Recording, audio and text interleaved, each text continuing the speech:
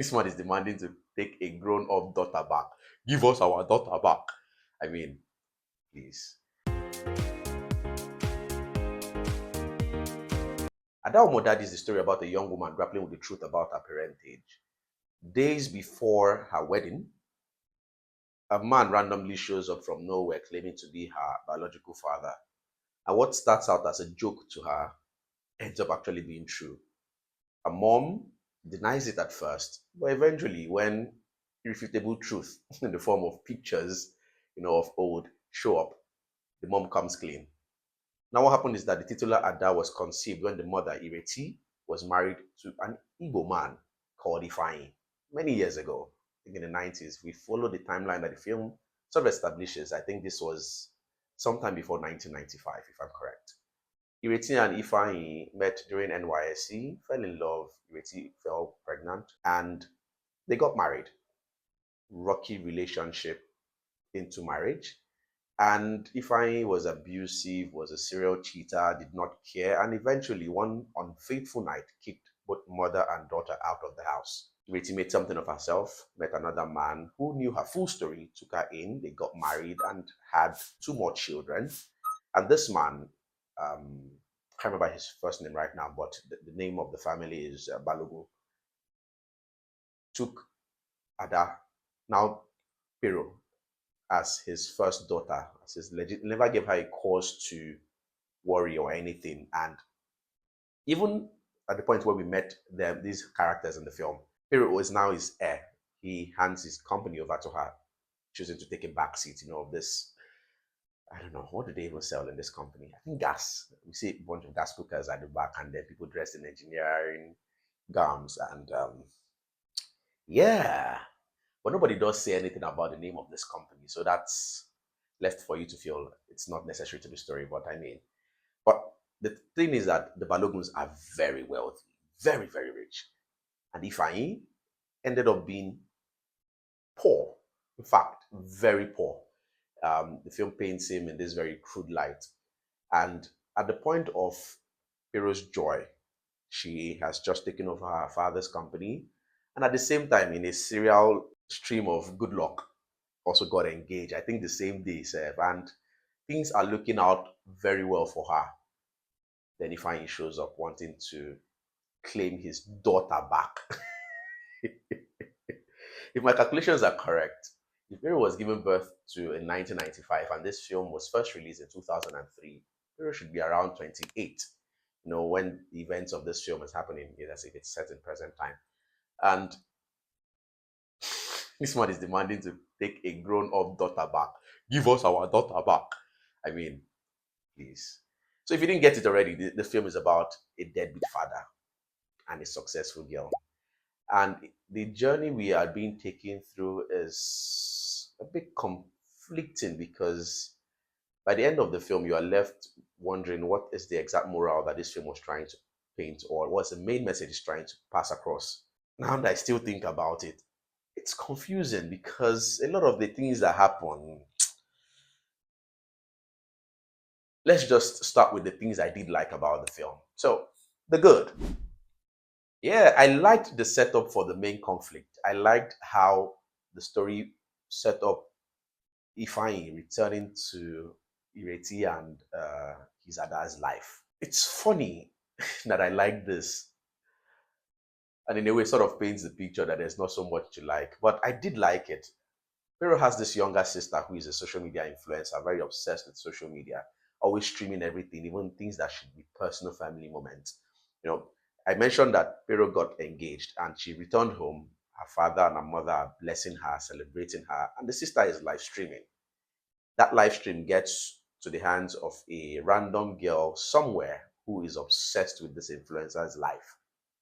The father, who turned out to be fine, the father of this girl, is complaining, give me my food, and there's no food forthcoming. And then he said, let me see what is in that phone that you're watching. And then he grabs the phone and then he looks at it, and turns out, ooh, it's my long lost 𝐕𝐴𝐻𝐻 and Ada. He didn't say these words, but being that we know where the story is going, I just feel in the blank. And then the next thing we see, he's on his way to Lagos. He's at this park and he's calling his uncle, Anya Batago Lagos, and then the uncle played by 𝐬𝐭𝐡 and then there's this whole comic thingy about him wanting his daughter back, like I've said already. So it sounds ridiculous, but I liked it. Guilty pleasures. I'm finding joy in the very little things. I did like it.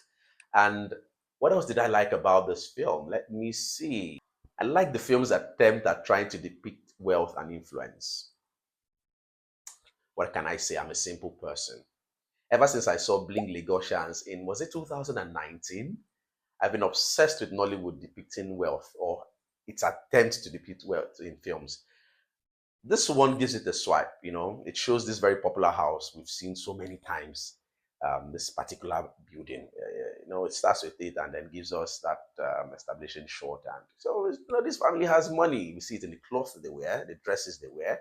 Sola Sobowale, who plays 𝐉𝐨𝐬𝐧, is Rose's mom. See it in the stuff she's wearing, and Sola Sobowale looks good in anything. But the film makes an attempt to want to make these people look rich. We see it in Omowumi Dada's. What am I calling Omowumi? We see it in Omowumi Dada's outfit as well. They try to paint this sense and semblance of wealth. And for the most part, it works until it doesn't because nothing. Yes. So I like that about the film. And I think that's about everything I liked about this film, which leads us to what I didn't like. The bad. Ladies and gentlemen, this is 2025 when I'm watching this film on Netflix. And we're still complaining about films that don't have good audio. I thought we're past this. In a few years to come, when people talk about ADA OMO DADDY and I'm being asked, well, hey, have you seen that film? What did you think about it? The first, and most likely the only thing I'll remember about it is that this film had terrible audio. It was bad. It was really bad. Most of the times you can barely hear what people are saying. If two characters are dialoguing, one person's audio is probably high and the other one's level is low. A mixed match. In some cases, both voices are being drowned by music. It was bad. And to think this film went to cinemas when it came out first, if I had seen it at the cinemas and it had the same bad audio quality, I'd be angry. I wouldn't think I got value for my money. And for a December release, because this film was up against the likes of A Tribe Called Judah and what was Tony Abraham's film around that time? I can't remember, but I'm straight up here. So this film was for people, families coming to enjoy themselves, for the festive season. And if you can't hear what is being said, what is the need? It's annoying and it's appalling to think. And I hope we were past this. I hope we were past complaining about cinematography and audio because the industry seems to have been on a streak. And to think that this one went to cinemas with such an audio, and it's clearly on Netflix for everybody to see with this kind of bad audio. It's so bad that even the teaser Netflix put up on its Instagram page had bad audio. And at first I thought it was, I said, what was happening? Is my ears dirty, And then I went to see the full film and my God. So bad audio, really bad. And it was annoying. But I think that's even one of the least, sorry, it's not one of the listings, I take it back. It was actually one of the things I didn't like about the film. But there are so many more things I didn't like about ADA OMO DADDY, which leads us to the next one. Pacing issues. Yes, ADA OMO DADDY had pacing issues. So many scenes lingered longer than they should have. This is not an issue peculiar to it. A lot of films suffer from this. But since we're piling, let's pile everything up and pile it so high.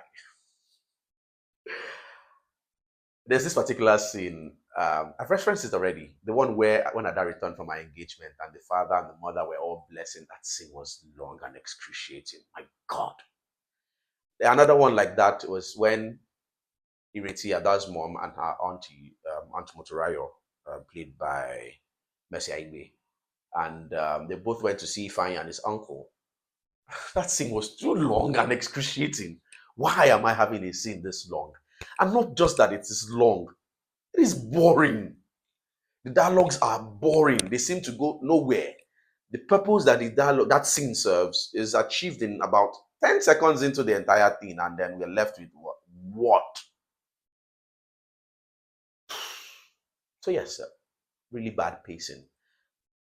Another thing that is very unforgivable is that the characters are boring as well.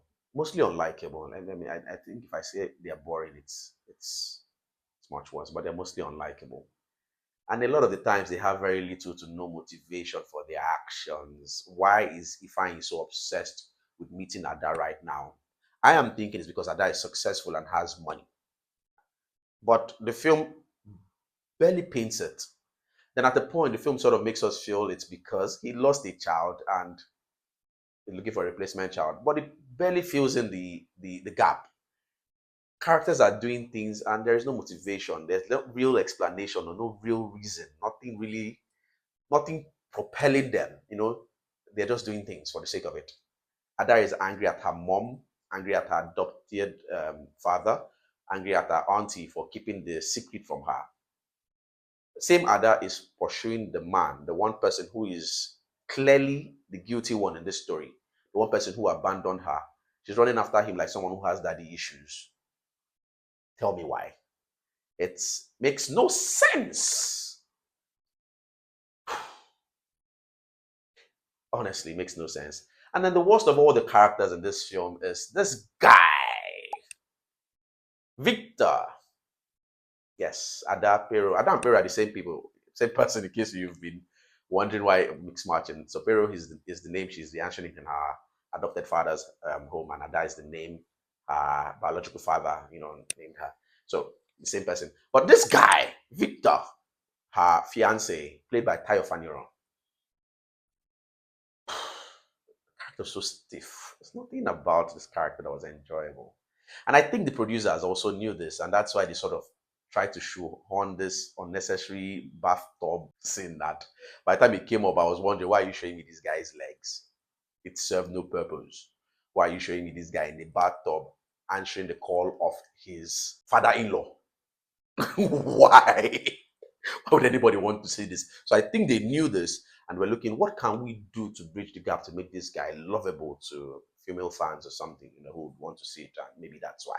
The character was stiff, uninterested, had barely anything to do, but it did have more than his parents, who were a complete waste of Carole King and Fred Amata, but that's another conversation. The character itself, Victor, was boring, was flat. The delivery from the actor was not it. It felt very miscast. And this is Tayo Faniro. I've not seen him in a lot of things, but he was very popular in sorry, not King of Boys, God. In Gangs of Lagos, Jade Osibaru's Gang of Lagos. He was one of the standout characters there. He had a short run time, he had short screen time, but he was loved. We liked him. We liked him there. And it's hard to see that that's the same actor here, So it speaks more to maybe acting is not really in the stars or lines for you, or a good director, a good casting director would have put someone more fit in here and put him in something more appropriate for him, It just wasn't working. It wasn't working. And I'm sure if you are listing out the things that you don't like about this film, not liking Victor is going to make that list. I'm almost 100% sure. I am that confident. Yeah.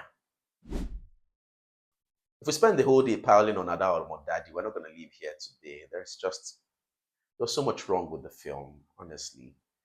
It saddens me because I've learned that this is Mercy Aigbe's debut as a producer. So it's a lot of, it's always good when you see someone rise up ladder in their career, actor, producer, hopefully someday a director.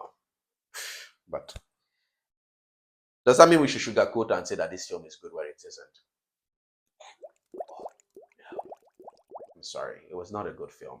And what cements this status as it not being a good film is the ending. The way the entire thing is resolved. It made me really confused about what message this film was trying to pass. Are we making excuses for deadbeat fathers? Because that's what the film sought to be doing.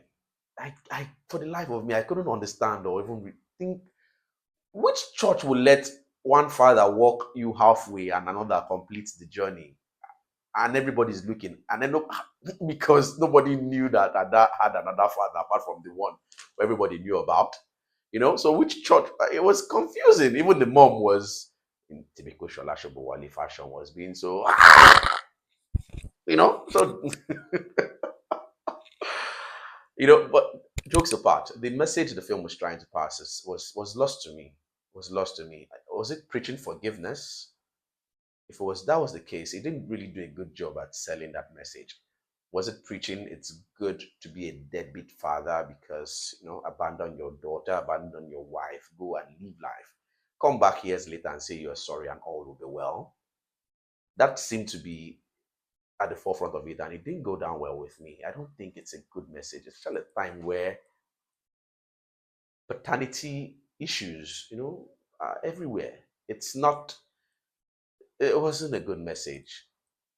I see. I don't even see the vision of this film. Was it trying to be a wedding party replica? Because it didn't even work at that. At a point, you even forget that there is a wedding on the horizon. And by the end, when we see the characters end up at the altar, you're like, okay. And then when the unnecessary reception scene comes up, you're like, why? It's a waste of money, a waste of time to see people do.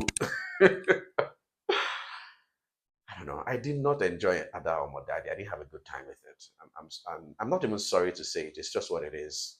And it's not what it is. At the end of the day, it was 2 hours too long. Felt like a waste of my time, a waste of my money, because time is money. And literally, Netflix subscription is money. So it was a waste of my time and money. And please, let's not do this again.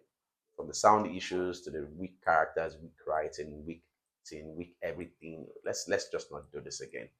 Let's do better next time. Yeah. So yeah, have you seen Ada OMO DADDY? If you haven't, and after watching this review that is filled with spoilers, you still think you want to see it, please be my guest. But don't forget to come tell me what you think about it in the comment section. I really want to read your thoughts. Yes, so please tell me. Thank you so much for watching. I will see you in the next video.